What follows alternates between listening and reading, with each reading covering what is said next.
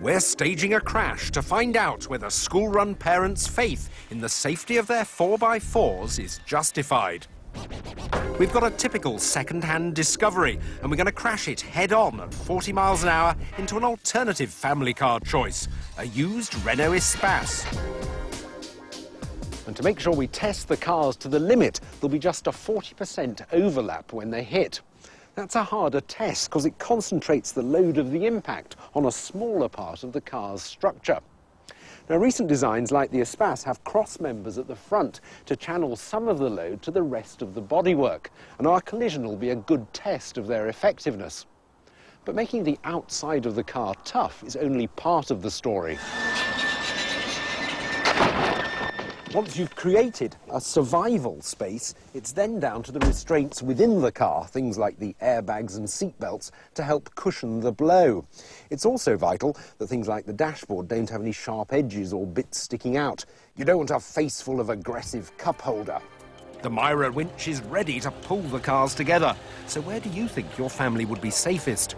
Now's the time to find out.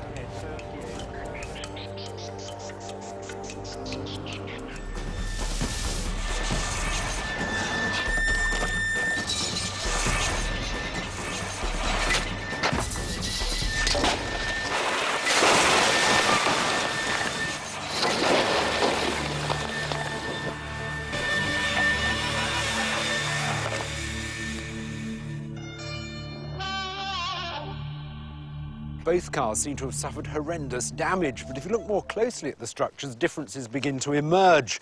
Here on the Espace, this beam here is connected to a crash member. As you can see on the passenger side, it's still relatively intact, but if we move over onto the driver's side, we see it's crushed, absorbing the energy of the impact. And not only has it absorbed the energy, it's also sent it through the A-pillar and along the sills, which has deflected it away from the passenger compartment, which has stayed relatively intact. So it looks as though the driver has had room to survive. But if you look at the Discovery, it's behaved very differently. The chassis on the Discovery is actually stiffer than the Espace. Here's the main chassis member here.